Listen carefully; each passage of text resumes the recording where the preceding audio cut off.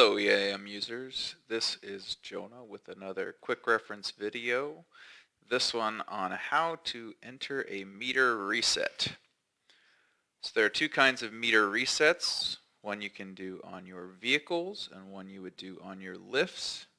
And the intention here is if you've had the lift counter taken out of your lift and replaced with a new lift counter, that lift count is going to be reset back to 0. And we need to account for the life total on that lift.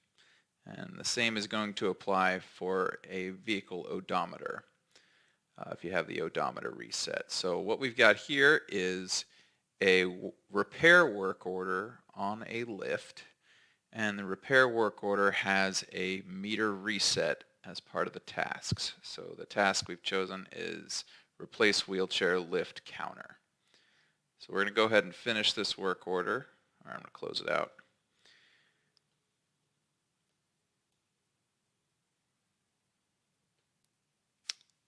And then we'll have a closed work order that we can enter into our meter reset record. So this is a lift on a vehicle stored as a component record. So you'll notice that there's a -L at the end. That means it's a component record for a vehicle. And we've also got the work order ID here, so we'll need to remember that for when we enter the meter reset. So I'm going to go up to the screens menu up here at the top, and we're going to find the components primary information screen by searching in the search text box. And we'll open up this screen. And we're going to search for the lift that we just entered that repair work order for. So that's 6119-L.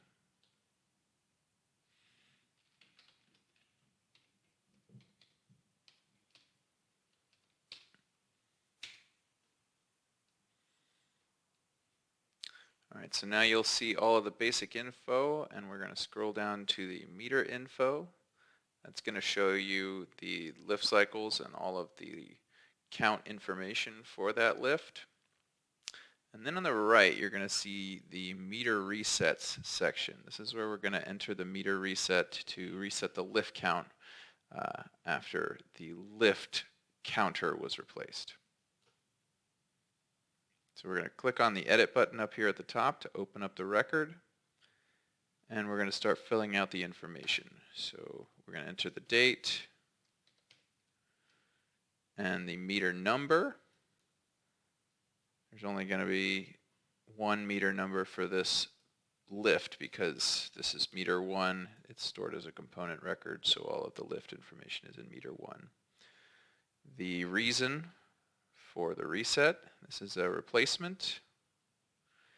The new meter value, we're just going to assume that the new lift has a lift count of 0. And we're going to enter the work order information. So you can refer to your printed work order for the repair that the new lift counter was entered on. And we're looking at 14838-223.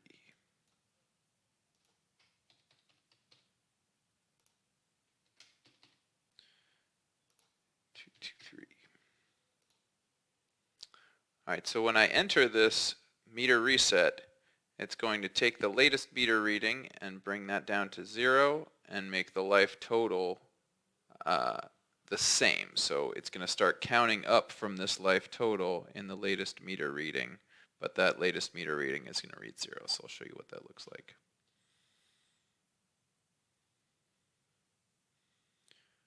Alright, so now as you enter additional meter readings for this lift, they'll be added to the life total.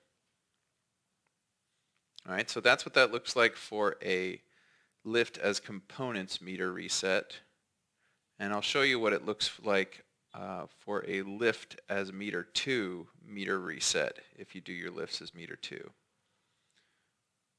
I'm going to go back to the supervisor portal. So we're going to open up the work order for the vehicle. And this one is already in finished status. But as you can see, this is a meter assembly task. The work order repair task is meter assembly, and that's to replace the odometer on this vehicle. So we're going to close this work order out.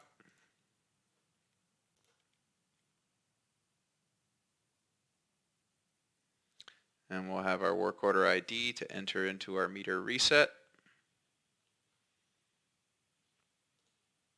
And we're going to open up the fleet equipment screen. This is where you're going to have all of your vehicle data.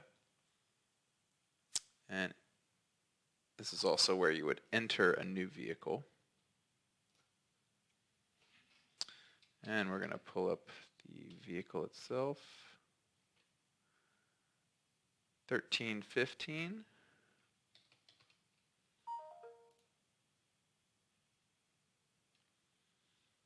And again, we'll go down to the meter info section, and this is where we're going to enter our meter reset. We're going to edit the record. And in the meter reset, we'll enter all of the work order information.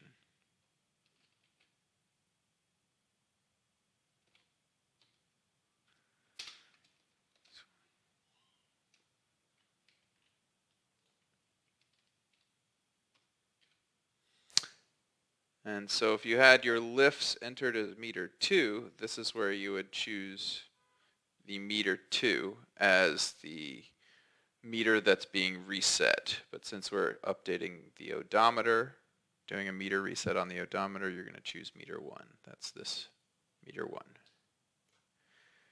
And the reason is going to be replacement. And the new meter value we're going to assume to be, let's say it's 15. And then the work order location ID, the year, and the work order number was 222. You can also get that information from your printed work order, what I have here. All right, so when we save this, it's going to set the latest meter reading to 15, but the life total will stay the same. And it's just going to, as with the lift meter reset, it's going to add any new meter readings to the life total. When I save that, the latest meter reading has been set to 15. And that's really all you need to know for doing a meter reset. If you have any questions, please contact me or Jeremy. Our information is on the home page of the EAM website. Thank you very much for watching.